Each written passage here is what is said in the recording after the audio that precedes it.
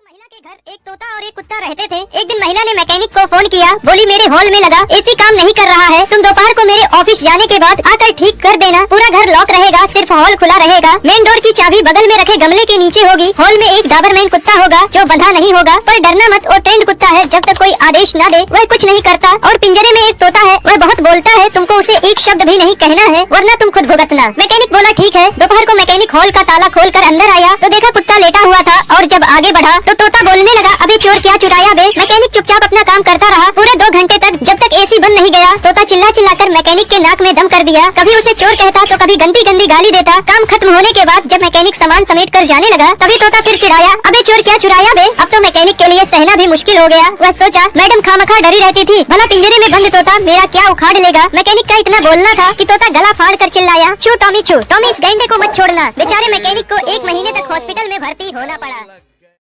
दोस्तों, एक कसाई के घर चूहा, कबूतर, मुर्गा और बकरा रहते थे। एक दिन कसाई चूहा पकड़ने के लिए एक चूहादानी ले आया। जब चूहे को यह बात पता चली तो वह भागा भागा कबूतर के पास गया और बोला, बहन मेरी मदद करो, कसाई चूहादानी लाया है, उस चूहेदानी को कहीं दूर फेंक आओ। कबूतर बोली, चूहेदानी से मुझे क्या खतरा, मैं क्यों फेंकूं। अब चूहा मुर्गे के पास गया। मुर्गा हंसकर बोला, ये तो मेरी समस्या नहीं है, तुझे खतरा है, तू जाकर फेंक। बेचारा चूहा दौड़ते हुए बकरे के पास गया। बकरा बोला, चूहेदानी में मैं थोड़ी फंसने वाला, मैं ऐसा बिल्कुल नहीं करूंगा। निराश होकर चूहा अपने बिल में चला गया। रात को अचानक खट की आवाज आई। कसाई की बीवी को लगा कि चूहा चूहेदानी में फंस गया है। वह चूहेदानी के पास जा रही थी, अचानक उसे सांप ने काट लिया। कसाई अपनी बीवी को वैद्य के पास ले गया। वैद्य बोला, इसे कबूतर का सूप पिलाओगे तो ठीक हो जाएगी। कसाई ने कबूतर का सूप बनाकर अपनी बीवी को पिला दिया। उसकी बीवी ठीक हो गई। कसाई ने अपनी बीवी के ठीक होने की खुशी में मुर्गे को काटा और खा गए। जब पड़ोसी को पता चला कि उनकी पत्नी ठीक हो गई है तो सब पार्टी मांगने घर आए और कसाई ने पार्टी में बकरा बनवा दिया। दोस्तों, यह वही कबूतर, मुर्गा और बकरा थे जो चूहे के मुसीबत के समय में उसका साथ देने के बजाय उसका मजाक उड़ा रहे थे, क्योंकि उन्हें सिर्फ यही लगता था कि यह सिर्फ चूहे की प्रॉब्लम है।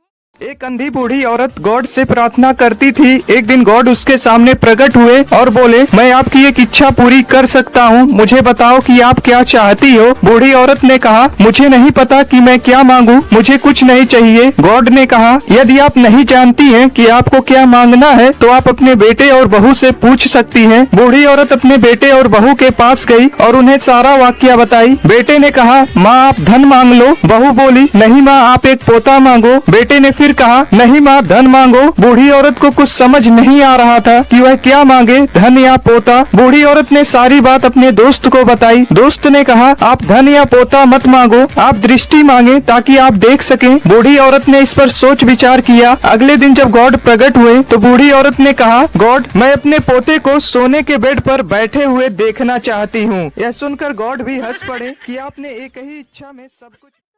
साधु रहता था, वह जब भी नाचता था तो बारिश हो जाती थी। एक दिन गांव में शहर से 4 लड़के आए। जब उन्हें साधु के बारे में पता चला तो वे उसे चुनौती देने पहुंच गए। लड़कों ने गांव वालों को एकत्रित कर कहा कि हम नाचेंगे तो भी बारिश होगी, यदि हमारे नाचने से बारिश नहीं हुई तो साधु के नाचने से भी बारिश नहीं होगी। लड़के बड़े घमंडी थे, वे गाँव वालों के सामने साधु को गलत साबित करना चाहते थे। उन्होंने सबके सामने नाचना शुरू किया। पहला लड़का आधे घंटे नाचा लेकिन बारिश नहीं हुई, वह थक हार कर बैठ गया। फिर दूसरा 1 घंटे नाचा लेकिन बारिश का नामो निशान नहीं मिला। इसी तरह बाकी 2 लड़के भी नाच कर थक हार कर बैठ गए लेकिन बारिश नहीं हुई। अब साधु के नाचने की बारी आई। वह 2 घंटे नाचा लेकिन बारिश नहीं हुई। हालांकि उसने नाचना जारी रखा। उसे नाचते हुए शाम हो गई, वह फिर भी नाचता रहा। अचानक बादल गरजने लगे, फिर बारिश होने लगी। यह देखकर लड़के हैरान हो गए। उन्होंने साधु से पूछा, बाबा हम नाचे तो बारिश नहीं हुई लेकिन आप नाचे तो हो गई, ऐसा क्यों। इस पर साधु बोला, जब मैं नाचता हूँ तो 2 बातों का ख्याल रखता हूँ। पहला, मैं ये सोचता हूँ कि मेरे नाचने से बारिश जरूर होगी। दूसरा, मैं तब तक नाचता हूँ जब तक कि बारिश हो न जाए। एक महिला ने तपस्या करके शिवजी को प्रसन्न कर लिया। शिवजी प्रकट हुए और बोले, मांगो एक वरदान। महिला बोली, प्रभु मुझे 1 नहीं 3 वरदान चाहिए। शिवजी बोले, ठीक है चलेगा, लेकिन मैं तुम्हें जो दूंगा उसका 10 गुना मैं तुम्हारी सास को दूंगा। शिवजी को लगा कि महिला आनाकानी करेगी, मगर भारतीय नारी सब पर भारी। महिला बोली, चलेगा। पहला वरदान, मुझे 1 करोड़ रुपए दे दो।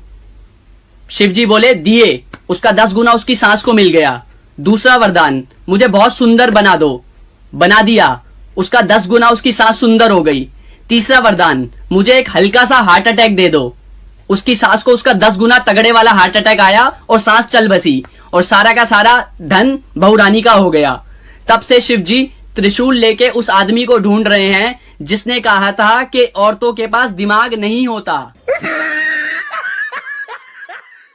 दोस्तों एक सेठ 5 रुपए की रोटी बेचता था। उसे रोटी की कीमत बढ़ानी थी, लेकिन बिना राजा की अनुमति के कोई भी अपने दाम नहीं बढ़ा सकता था। एक दिन सेठ राजा के पास गया और बोला, महाराज मुझे रोटी का दाम 10 रुपए करना है। राजा बोला, तुम 10 नहीं 30 रुपए करो। सेठ बोला, महाराज इससे तो हाहाकार मच जाएगा। राजा बोला, तुम इसकी चिंता मत करो। अगले दिन सेठ ने रोटी का दाम बढ़ाकर 30 रुपए कर दिया। शहर में हाहाकार मच गया। सभी राजा के पास पहुँचे, बोले महाराज ये सेठ अत्याचार कर रहा, 5 की रोटी 30 में बेच रहा। राजा ने अपने सिपाहियों को कहा, उस गुस्ताख सेठ को मेरे दरबार में पेश करो। सेठ जैसे ही दरबार में पहुंचा, राजा ने गुस्से में कहा, तूने बिना मुझसे पूछे रोटी का दाम कैसे बढ़ा दिया। सेठ कुछ बोल पाता, इससे पहले ही राजा ने सेठ को आदेश दिया, तुम रोटी कल से आधे दाम में बेचोगे, नहीं तो तुम्हारा सर कलम कर दिया जाएगा। आदेश सुनते ही पूरी जनता जोर जोर से बोली, महाराज की जय हो, महाराज की जय हो। दोस्तों फिर क्या था, अगले दिन से 5 की रोटी 15 में बिकने लगी है।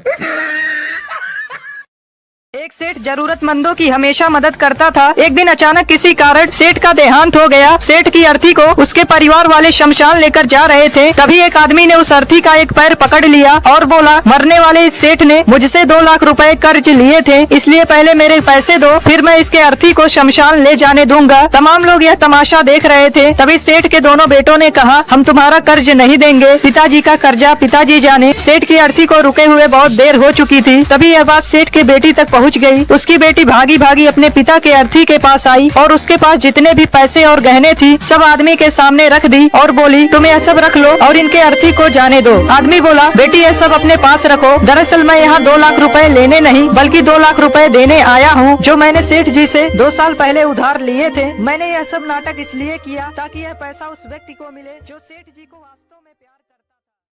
दोस्तों एक महिला ने अपने जन्मदिन पर 5000 रुपए खर्च करके फेसलिफ्ट कराई। घर लौटते समय वह एक साड़ी की दुकान पर रुकी और दुकान से जाते समय उसने युवा दुकानदार से पूछा, भाई साहब क्या आप मेरी एज बता सकते हैं। दुकानदार बोला, मैडम आपकी एज लगभग 30 साल होगी। महिला ने कहा, नहीं मैं वास्तव में 40 साल की हूँ। इसके बाद महिला एक रेस्टोरेंट में गई और उसने वेटर से भी वही सेम प्रश्न पूछा। वेटर बोला, आप लगभग 35 साल की होंगी। महिला ने मुस्कुराते हुए कहा, नहीं मैं 40 की हूँ। महिला जब बस स्टॉप पर गई तो उसे एक बूढ़े अंकल दिखे। उसने अंकल से भी वही सेम प्रश्न पूछा। अंकल ने महिला के सामने एक शर्त रखी। उन्होंने कहा कि यदि मैंने आपकी सही एज बता दी तो आपको मुझे 400 रुपए देने पड़ेंगे और यदि मैंने गलत बताया तो मैं आपको 400 रुपए दूंगा। महिला ने सोचा मौका अच्छा है, उसने शर्त मान ली। अंकल ने कहा, आपकी एज 40 साल है। महिला ने हैरानी में पूछा, लेकिन आपने मेरी सही एज कैसे बता दी। अंकल बोले, मैडम पैसे निकालो, मैं तो उस रेस्टोरेंट से ही आपका पीछा